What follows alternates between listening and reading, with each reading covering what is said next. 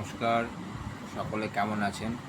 প্রথমেই ধন্যবাদ দিচ্ছি যে গতকালের ভিডিওতে ভিউজ একদমই কম এসছে এবং যে দুজন ভিউজ মানে যারা দুজন দেখেছেন তাদেরকে আমি ধন্যবাদ দিচ্ছি বিশেষ করে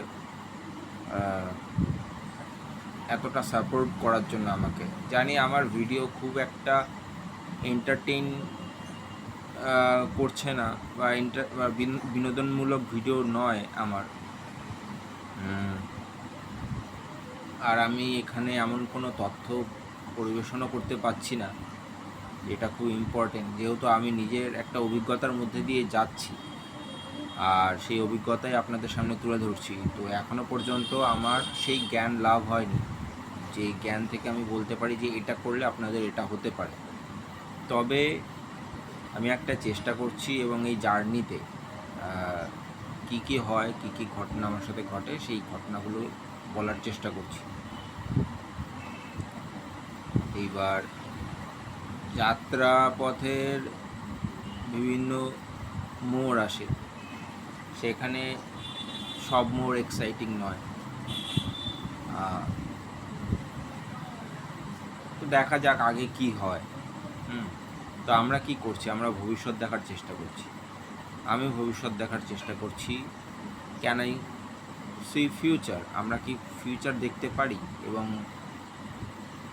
আমার মনে হয় যে আমরা পারি ধ্যানের মাধ্যমে। সেটা কীভাবে সম্ভব?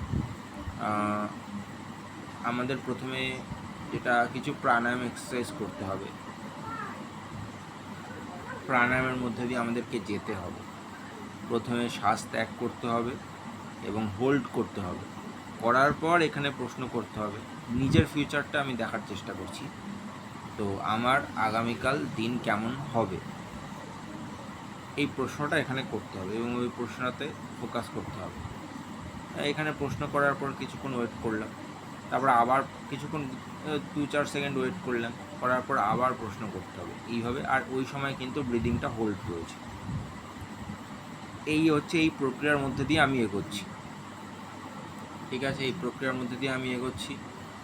আচ্ছা, আজকে আমি 150 মিনিটের কাছাকাছি করেছি। পরে করবো কিনা বলতে পারছি না। তবে টোটাল ধ্যান আমার আরও বেশি হয়েছে। আরও 1 ঘন্টা যদি যোগ করি 210 মিনিটের উপর হয়ে গেছে টোটাল মেডিটেশন যেটা আমি করি। আমার তো আদার্স মেডিটেশন থাকে।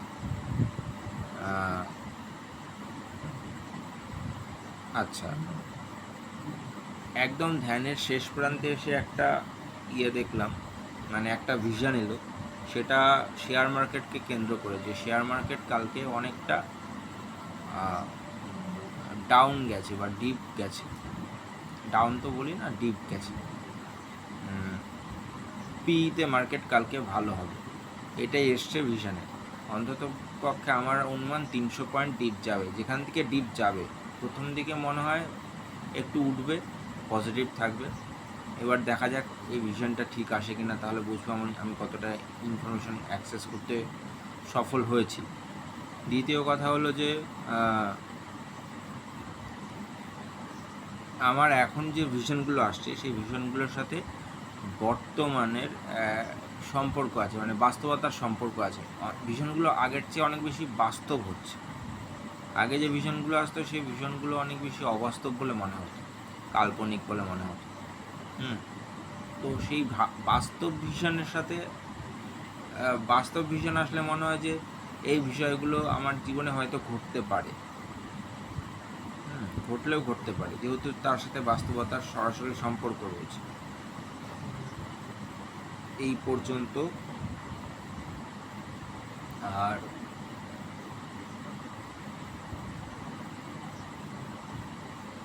আচ্ছা, সেদিনকে একদিন বলেছিলাম, এর মধ্যে একদিন বলেছিলাম যে আমি একটা চোখ দেখেছি, ড্রাগনের চোখ দেখেছি। এইবার আমি রিসেন্টলি ড্রাগন হিলিংয়ের ব্যাপারে খুব ইন্টারেস্টেড হচ্ছি এবং আজকে ড্রাগন হিলিংয়ের একটা এক্সপেরিমেন্টও করলাম নিজের উপর। সেটা কিন্তু বেশ ভালোই। আমি আপনাদেরও বলতে পারি, আপনারা করতে পারেন।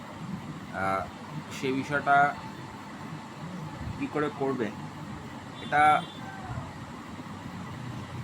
আমি আরেকটা ভিডিওতে বলবো, এই ভিডিওতে বলছি না।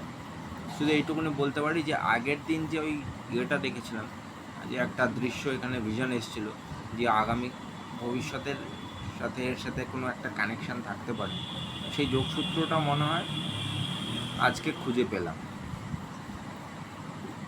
আপনারা সকলে ভালো থাকবেন। শুভরাত্রি। জয় শিব।